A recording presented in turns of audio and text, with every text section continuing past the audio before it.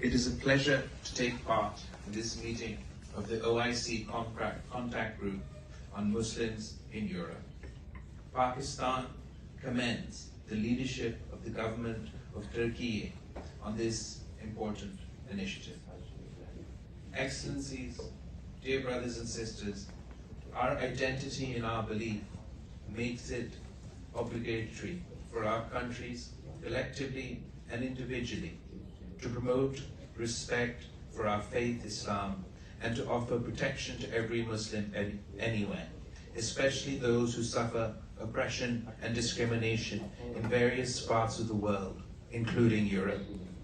Islamophobia, which has extended roots in history, has now become endemic in several countries across the globe. Our faith, which denotes peace and tolerance, our sacred books and holy prophet, peace be upon him, have been defamed with impunity, utilizing the excuses of so-called freedom of expression. Muslims face discrimination on the basis of their faith.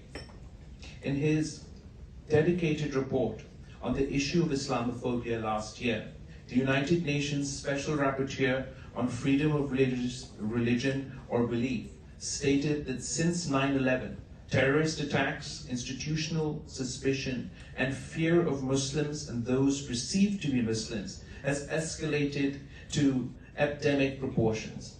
A significant part of his report underlined the climate of exclusion, fear, and distrust in some European countries where Muslims often feel stigma, negative stereotyping, and shame in a sense that they are suspected communities that are being forced to bear collective responsibility for the actions of a small extremist minority.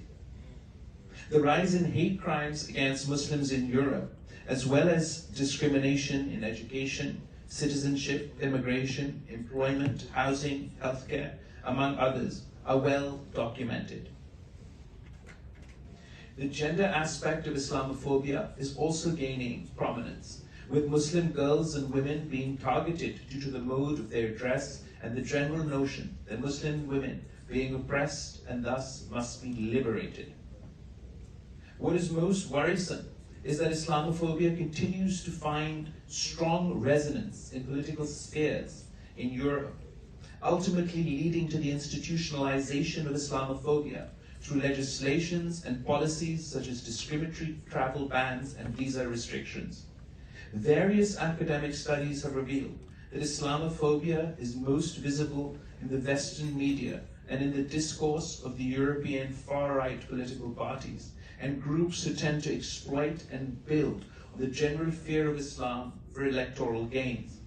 Besides Europe, it is not an exaggeration to say that Islamophobia has reached an alarming level around the world. This is reflected in the official reports of many government and international organizations, including the United Nations. Today, one of the worst manifestations of such Islamophobia is in Hindutva-inspired India. Driven by ideology of hate against Muslims, the BJP RSS regime is executing its centuries-old plan to obliterate India's Islamic legacy and transform India into an exclusive Hindu state. Excellencies, the OIC's obligation to address the phenomenon of Islamophobia stems directly from the charter of the organization. It must be pursued through the OIC's collective efforts and sustained dialogue with the international community aimed at undertaking specific measures at the legal, cultural, religious, academic, political, and humanitarian levels. I am pleased to note that the OIC has taken some concrete initiatives to this end. We have welcomed the adaptation of the UN General Assembly, the landmark resolution of the OIC countries designating the 15th of March as the International Day to Combat Islamophobia. The momentum generated by this resolution should be maintained. As agreed during the last meeting of this contact group in Islamabad earlier this year, I would propose the following with respect to the treatment of Muslim minorities in Europe. 1. We need to further strengthen the OIC observatory to monitor all such incidents of discrimination and hate crimes in Europe and other parts of the world. This will help to understand the trends and to devise effective strategies and tangible actions. 2, we should call on the UN High Commissioner for Human Rights and the Human Rights Commissioner of the Council of Europe to establish an observatory to monitor acts of religious hatred, hostility, and violence against Muslims, and report regularly to the relevant policy organs. 3, we should urge the UN Secretary General to appoint a special envoy or at least a focal person on Islamophobia.